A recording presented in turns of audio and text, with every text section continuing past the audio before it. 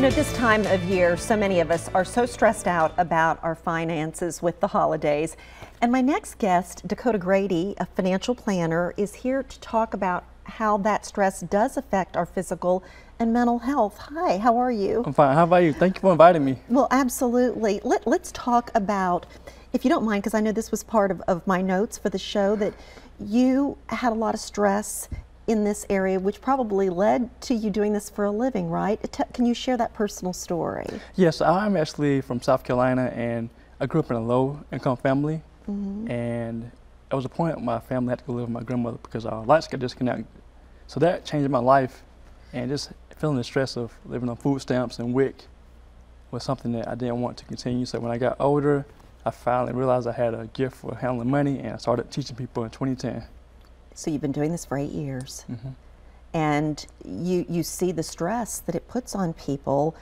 Tell us maybe kind of what you have witnessed over the years that you've been working with people and what they're going through with their finances. Well, I've coached people and see that it causes stress. Actually, according to research, PricewaterhouseCoopers did research saying that it affects, finances affects people's productivity at work, relationships at home, as well as their health as well.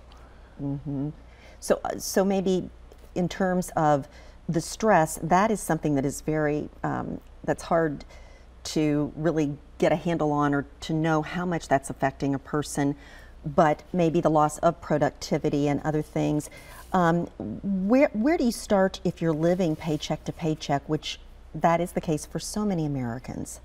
Actually, you start by first having a mindset change, because people may need help, but if they don't want help, then people like me can't help them. So I think it starts in the mind first, having the mentality that I need to change my life.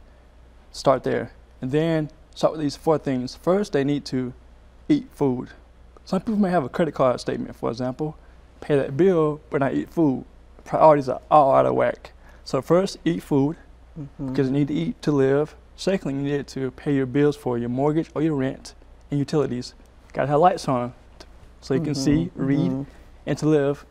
Third, you need to have your car, pay your car payment if you have one, because you need to get back and forth to work. And lastly, have basic clothing. So you won't go to jail for indecent exposure or streaking people too, because we all need to be clothed. So I tell people that you need to have clothes on so you won't go to jail for indecent exposure. I don't know. You're talking about basics here. We're getting back to really ground zero with basics. Correct. It's hard to believe that people would live that way, but when they're under that much pressure financially, you've seen that.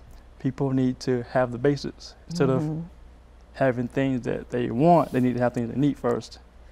Let's talk about tips to deal with financial stress around the holidays, since we're right in that time period. Yes.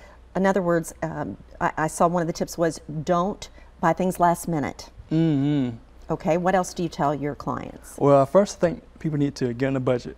Have a budget for what you're going to spend for Christmas. It's in December, right? So plan ahead, maybe in January, save up money every month until December comes. Then you can spend the money like you want to. So have a budget first and foremost.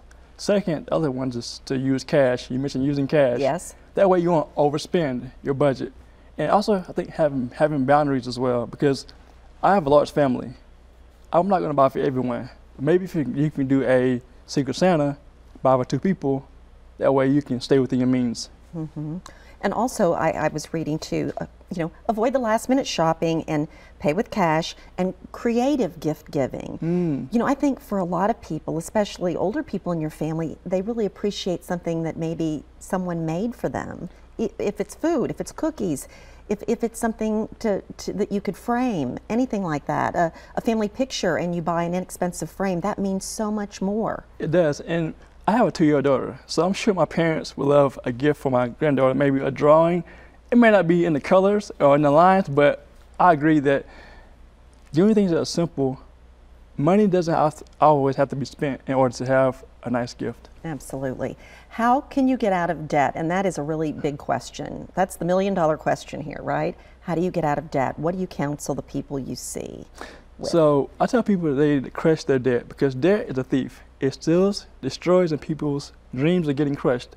So you fight back by crushing your debt. First, you list your debts from the tiniest one to the largest debt, regardless of the interest rate, and you pay as much as you can on the first one and pay the minimum on everything else. So say for instance, you had 3 debts. The first one you put as much money on it as possible while applying the minimum debts payment to the second 2 debts.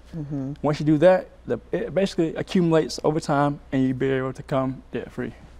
All right, give us a success story. Maybe tell us about somebody without naming names, protect their privacy, but can you tell us about a story where you saw someone really in the depths of despair because of their finances and that they were able to finally get out of debt? I'll tell you my story. Okay. My wife and I, we were in debt and had a lot of student loan debt, a car payment, actually a big car debt. And over time, we were able to do this process I just mentioned earlier to pay off debt. And it's freeing to not live with debt. I think if people really understood that debt is a thief, and they had a mindset and a heart change that realized that it's still in their dreams of retiring, having health. Because if you can't afford health care, then you more likely will have poor health. And you're stressed out, it's going to compound on that stress, and you won't be able to pay your bills. So I think if people didn't have debt, they'll be able to do more things in life, my opinion though.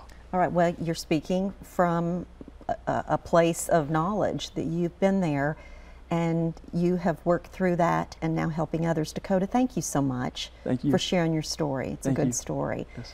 And thank you for watching Community Health Matters. You can learn more ways to improve your health on our website, mycommunityhealthmatters.org. And remember, here in Middle Tennessee, our community health matters.